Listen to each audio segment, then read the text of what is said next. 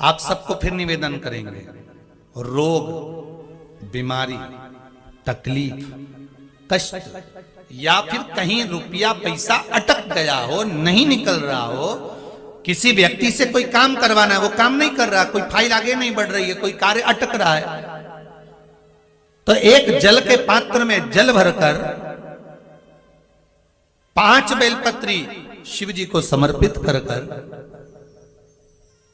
कुंदकेश्वर महादेव का नाम लेकर एक सफेद पुष्प बेलपत्री के ऊपर जो शिव जी को चढ़ाई है उस पर समर्पित कर जल जो लेकर गए हो, अपनी उस कामना को कर कि मेरा ये कार्य अटक रहा है, ये कार्य नहीं हो रहा, कुंदकेश्वर महादेव का नाम लेकर धीरे धीरे जल की धार चढ़ाइए। और एक बात हमेशा याद रखना, फिर निवेदन कर रहे हैं, अच्छे से समझ लेना, शंकर जी पर जब जल चढ़ता है, शिव जी का जब अभिषेक होता है, शंकर जी पर जब जल चढ़ाया जाता है, दूध चढ़ाओ, जल चढ़ाओ, कुछ भी चढ़ाओ, पर एक बात का स्मरण अपने जीवन में होना कि इतने ऊपर से मत चढ़ाना कि जल चढ़े और छींटे आपके ऊपर आ।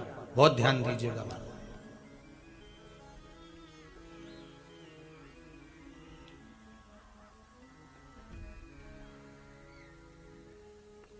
यहां तो यहां तक वर्णन करा गया है कि शंकर जी का जल चढ़ा हुआ जहां से बहकर जाता है ना, उसको लांगा तक नहीं जाता। यहां लांगते हैं क्या? नहीं ना, परिक्रमा भी करेंगे तो वहीं से लौट कर वापिस इधर जाएंगे। शिव जी का जहां से जल बहकर जा रहा हो, चढ़ा हुआ जल जहां से बहकर जा रहा हो, उसको लांगा तक नहीं जाता। बहुत ध्यान देना महाराज, भगवान को कभी भी कोई भी सामग्री, जैसे भगवान के मंदिर में अगर फूल चढ़ाने जा रहे हो, भगवान के मंदिर में अगर पुष्प समर्पित करने जा रहे हो, तो फूल का मुख अपनी ओर नहीं होना चाहिए। फूल का मुख कहां पर होना चाहिए? जम के बोलो जरा, भगवान की ओर। पर ईमानदारी से बोलना, आप मंदिर में भगवान के, आपके घर में भी फूल चढ़ाती होगी, आप अपने घर में भी भगवान को फूल चढ़ाती होगी, आप अपने मंदिर में फूल चढ़ाती होगी, ईमानदारी से बोलो, आपके फूल का मुख कहां रखती हो? बोलो बोलो जरा जम के, कहां रखती हो? आपकी ओर। भगवान को तो डंडी चुभने के लिए दे देती है, चुभती रहे। कुंदकेश्वर महादेव को सबसे ज्यादा कोई चीज चढ़ती है तो सफेद पुष्प चढ़ता है। कौन सा पुष्प चढ़ता है? जम के बोलिए जरा, सफेद पुष्प।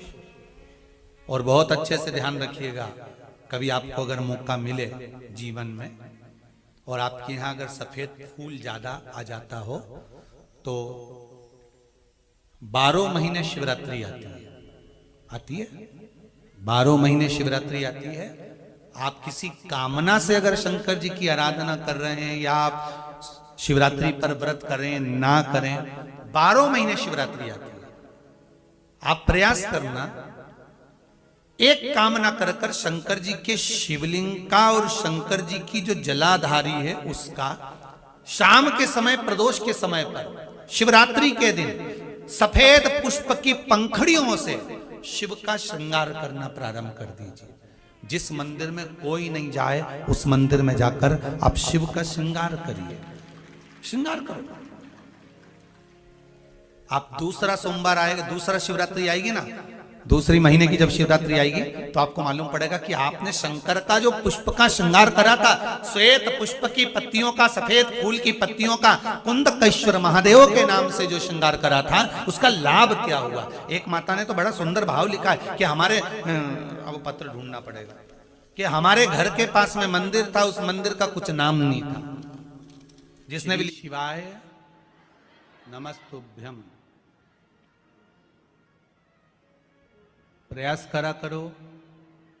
अगर घर में संपदा लक्ष्मी नहीं आ रही हो, व्यापार व्यवसाय नहीं चल रहा हो, नौकरी सर्विस नहीं मिल रही हो, बहुत तकलीफ हो,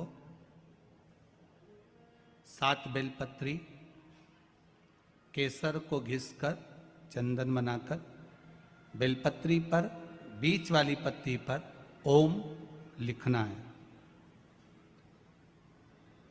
दोनों पत्तियों पर भी एक आद्यशक्ति जगदम्बा के नाम की केसर की बिंदी लगाना है, दूसरे में श्री गणेश रिद्धि सिद्धि के नाम की बिंदी लगाना है। शिव जी पर समर्पित करते जाना। शंकर को चढ़ाते जाओ। सोमवार की अष्टमी के दिन भगवान शंकर को बेलपत्र समर्पित जरूर करना चाहिए, वो भी शाम के समय पर। आप लोग तो जानते होंगे कि सोमवार की जो अष्टमी होती है शंकर और पार्वती के मिलन का दिन होता है। किसके मिलन का है? जम के बोलिए। शिव और पार्वती के मिलन का दिन होता है सोमवार की अष्टमी का दिन। साल भर में लगभग 4 या 5 सोमवार की अष्टमी पड़ती है, इससे ज्यादा नहीं पड़ती। शिव और पार्वती के मिलन का दिन होता है सोमवार की अष्टमी। इसमें मां जगत जननी जगदम्बा अपनी 64 योगिनियों को लेकर शंकर भगवान के सामने नृत्य करती है जब सोमवार की अष्टमी पड़ती है। जैसे शिवरात्रि का महत्व होता है उसी तरह सोमवार की अष्टमी का महत्व होता है। जब उन 64 योगिनियों को ले जाकर शिव को समर्पित करती हैं।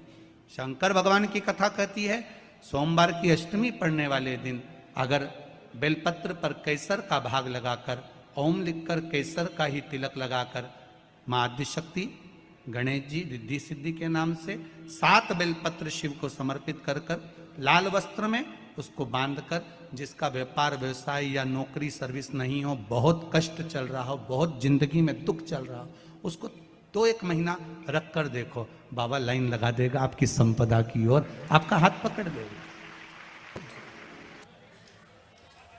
क्यों?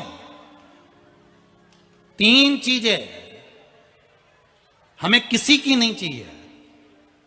एक पांव की चप्पल, ना जाने किसका काल मंडरा रहा था, ना जाने किसकी काल चल रहा था, ना जाने कौन सा बेकार ग्रह चल रहा था, और किसी की पड़ी हुई चप्पल तुम लेकर चले गए, वो काल तुम्हारे माथे पर चढ़ गया। तुमने सोचा ये चप्पल जब से पहनी है तकलीफ आ रही है, तो तुमने घर के दरवाजे पर रख दी, तो भी वो काल नहीं टला, काल नहीं टला।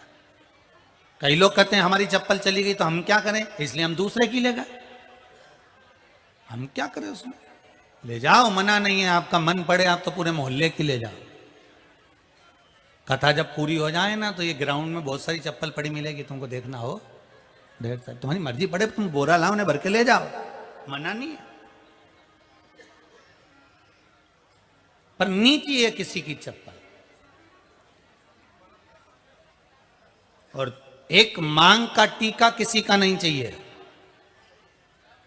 ना जाने कौन सी घड़ी में कौन से पल उसकी मांग से नीचे उतरा था, और वो घड़ी और पल में कहीं हमारा ना उतर जाए। हमें किसी का मांग का टीका नहीं चाहिए, हमें नहीं चाहिए। हमें किसी की चप्पल भी नहीं चाहिए, और एक किसी का, जम के बोलिए जरा, छाता। इसी तरह के लेटेस्ट वीडियो पाने के लिए सब्सक्राइब करें हमारे चैनल। छाता लेकर जा रहा है, आप उसके साथ चल लो। किसी से ये मत कहना कि पानी गिर रहा है तो वहां छाता देना, मैं बाद में भेज दूंगी। वो छाता लेकर आप घर चले गए, छाते में, चप्पल में, इसमें काल का प्रभाव है। इसलिए कोई जब मरता है या कोई उद्यापन करते हैं हम, तो उसमें पद जो दिया जाता है, उस पद में चप्पल, छाता, ये बहुत जरूरी चीज है। बोलो देते कि नहीं देते? पद में चप्पल और छाता जरूर जाता है। नहीं तो सोचो ये चप्पल और छाते का क्या काम था साहब, जब मरने के बाद ये चप्पल छाता दिया ने, उद्यापन करो तो चप्पल छाता, तो इसमें काल रहता है। इसी तरह के लेटेस्ट वीडियो पाने के लिए सब्सक्राइब करें हमारे चैनल। उस काल का हम दान दे देते हैं कि हमको ये नहीं चाहिए, ले जाओ। कदम चलकर हम शंकर के मंदिर तक, शिवालय तक पहुंचते हैं। भगवान शंकर के शिवलिंग तक, शिवालय तक पहुंचते हैं। जैसे गंगा का जल लेकर नीलकंठ तक जाते हैं, गंगा का जल लेकर वेदनाथ जी तक जाते हैं, गंगा का जल लेकर काशी विश्वनाथ तक जाते हैं, छिपरा का जल लेकर महाकाल तक जाते हैं, नर्मदा का जल लेकर ओमकार तक जाते हैं। वैसा ही पुण्य अपने घर से एक जल का पात्र लेकर जब शिव जी को चढ़ाते हैं, तो वह पुण्य हमारे खाते में लिखाते चले जाता है। वो पुण्य हमारे